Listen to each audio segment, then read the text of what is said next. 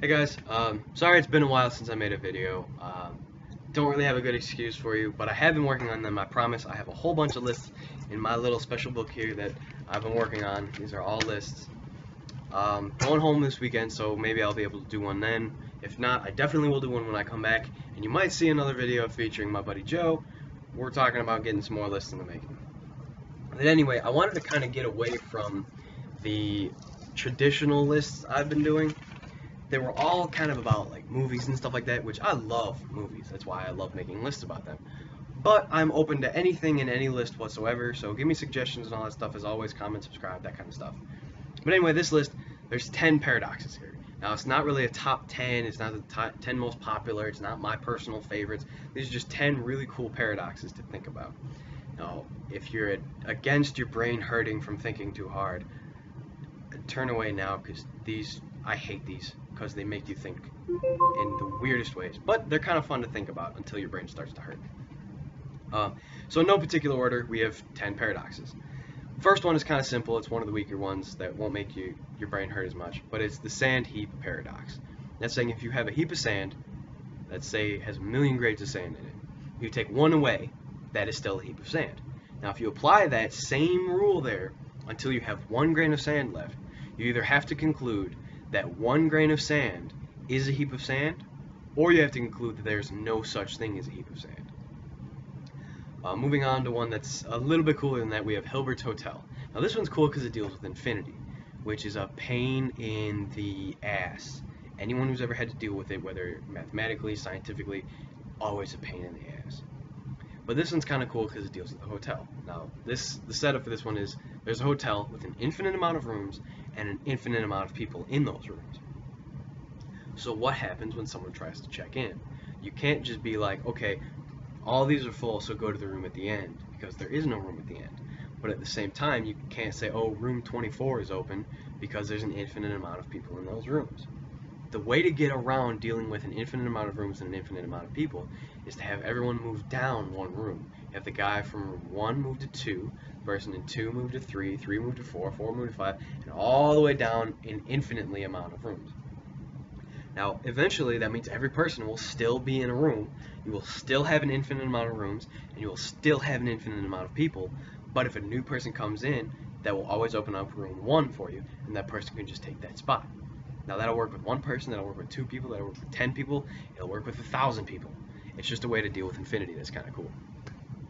Getting to the ones that start to hurt your brain a little bit, we have the ship of Theseus paradox. Now this is saying if you have a ship that's made of wood, and every once in a while you replace an old board of wood with a new one, eventually you will have a ship that consists of 0 original pieces of wood from the ship that you first stepped on, which doesn't seem like a problem. Until you think about it, to where if you took all of those original pieces of wood that you removed from the ship and rebuilt the ship, which one is technically the original? Is it the one that was made with the original wood, or is it the original ship that was built first that you are still on? Deals with wording there that's kind of weird to think about. Another one is dealing with omnipotent beings, like a god or whatever religion you are. I don't want to offend anybody, but I'll just stick with God because it's the easiest one and that's how it's most commonly told. Basically, could God create a rock that is so heavy that not even he could pick it up? Now, it sounds kind of simple, and if you think about God being the omnipotent being, then that would mean that omnipotence means you can do anything, even if it goes against logic. So you would assume that yes, they could do anything. But if that means if God could build a rock that he couldn't lift, then that would mean he couldn't do anything. But if he can build the rock that he can lift, then that would mean he can't build a rock that he can't lift. Either way, there's something that God or whatever omnipotent being you're thinking about can't do, which takes away the omnipotence from them. It's kind of brain hurt a little bit, like I said. They only get worse. The next one that I actually have a little doodle for is the Monty paradox. Now, if you don't know who Monty is, he was the host of Let's Make a Deal. Now, before I get to the little doodles, I forgot that this is a video and that things kind of flip around, so everything's kind of backwards. But it's still enough to get my point across. Basically, in Let's Make a Deal, at the end of the show, and there would be a person that has a choice between door 1, 2, and 3. Now that person would make a choice, let's say, door number 1. Now, assuming that there's one prize behind the door, behind a door, I should say, and 2 doors that have no prize behind them, which was the setup of the show, you would have a 1 in 3 chance of randomly picking the door that has the prize behind it. Now, also in the show, the thing that makes this a paradox is that Monty Hall would remove one door. He would open a door that he knew didn't have the prize behind it and show you that, hey, this door doesn't have the prize behind it. Then he would give you the opportunity to switch from your original door that you picked to a new door, or the only door that's left. Now, in your head, you think about 2 doors left, 1 prize, it's a 50-50 shot. I have 1 in 2 chance, I'm not going to switch. But mathematically, it is very beneficial to you to switch doors for this reason. If you think about it back when there's 3 doors, if you pick 1, it means you have a 1 in 3 chance of it being behind that door, which means there's a 2 in 3 chance that it's not, and that it'll either be behind 2 or 3. Now, if you remove one of those, then you still have a 1 in 3 shot of it being in your door, but a 2 in 3 chance of it being in the other door. I know that sounds like total bullshit, and you guys don't believe me, and I didn't believe it either until I saw the Mythbusters episode where they tested this multiple times, and it somehow worked out to where if you switch, you will win about 2/3 of the time, where if you don't, you will only win about 1/3 of the time. Again, you think 2 doors, 1 prize, 50-50. But for some reason, paradoxically, it's 1/3 and 2/3. Moving on, we have the surprise hanging paradox. Now, this one is the story of a man who gets convicted of a crime and sentenced to be hung. Now, the judge says, I'm not going to tell you what day it is. All I'm going to tell you is that it will be a surprise day next week. It will be a surprise hanging. So the man thinks about what day it could possibly be. He immediately eliminates Friday, because in his mind, if he gets to Thursday and he hasn't been hung yet, then that means Friday wouldn't be a surprise because that's the only option left. And because the judge said it would be a surprise hanging, it can't be Friday. And then using the same logic, he then eliminates Thursday, because if Friday can't be a surprise, by the time, if he gets to Wednesday, by that time, that would mean that Thursday is the only day left, which means it wouldn't be a surprise. So he eliminates Thursday. Then he does the same thing for Wednesday, and then does the same thing for Tuesday, and again for Monday. So in his mind, there is no day where it could be a surprise. So he's not going to be hung until the next week on Wednesday at noon, knocks on the door, and he gets hung. Now, it doesn't sound like a paradox until you think about it like both ways. In one way, he was right that you can't be surprised by the hanging, because you can eliminate Friday and then Thursday and then Wednesday, then Tuesday, then Monday.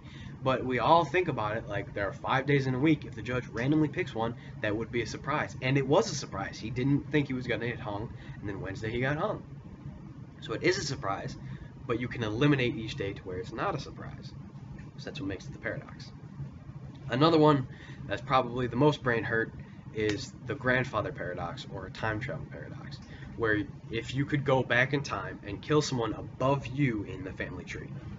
Now, the reason this is a paradox is because if you do that, that would eliminate everybody below them in the family tree, including you, which would mean you weren't there to go back in time to kill that person, which would mean they still exist, which would mean you would still exist, so you could go back in time and kill that person. But then if you did, you wouldn't exist, which means you couldn't do that, which means you wouldn't, which means you didn't, so you could, because you would still exist.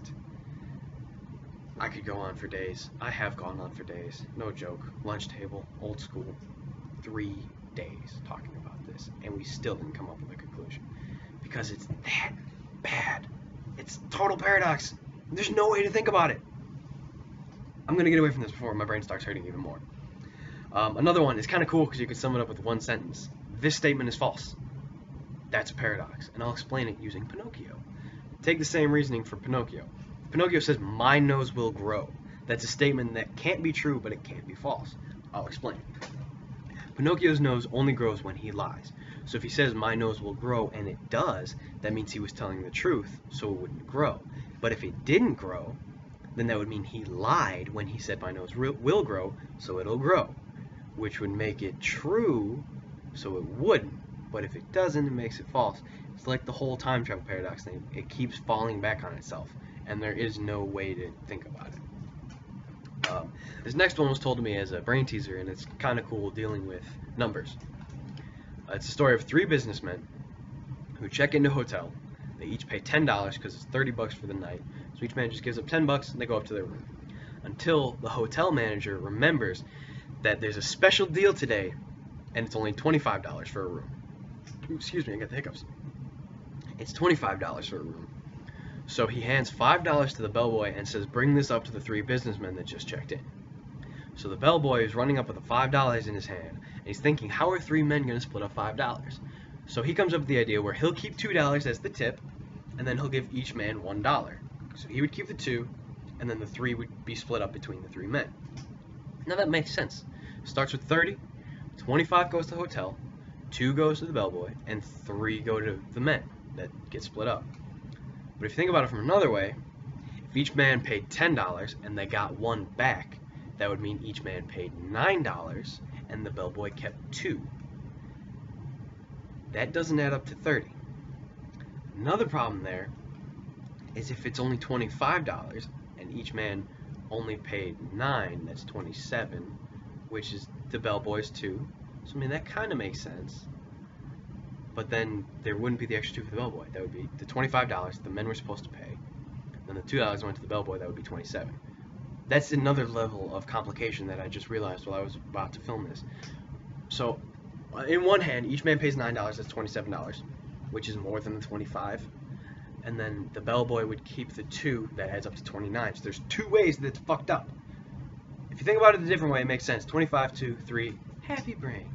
Think about it, each man paying 9, and then the bellboy keeping 2, 29, and they pay 27 for a $25 room. It hurts. I don't like it. I don't like it. I don't like it. Anyway, moving on now. We have Achilles versus the Tortoise. Now this is an old one, obviously by the word Achilles. If you don't know who Achilles is, he's the ankle guy. Or the heel. I don't know. Did I really say ankle? I meant the heel. You get it. Anyway. This is saying that Achilles, being the big, strong guy that he is, could not outrun a tortoise in a race. Now, that doesn't make sense. Think about it logically. If you're watching it, a dude, any guy for that matter, and a tortoise racing, dude's going to win. If you think about it mathematically, if you have the tortoise, let's say you give him a head start, put him 100 meters away, you have Achilles here. At the start of the race, to match the tortoise's position, he would have to get to where the tortoise is. But in the time that he takes to get there, the tortoise will have moved. So then he has to do that again. He has to get to the tortoise's original position. But by that time, the tortoise would have moved. And then he has to do it again, and then the tortoise would have moved. And then do it again, and the tortoise would have moved. And there's no way for Achilles to pass the tortoise because he's always catching up to the ground that the tortoise made while he was trying to get to the original spot. It's a brain hurt kind of thing, just like the hotel one, where one way it makes perfect sense. If you think about it in the real world with logic and all that stuff, oh, happy, it makes sense.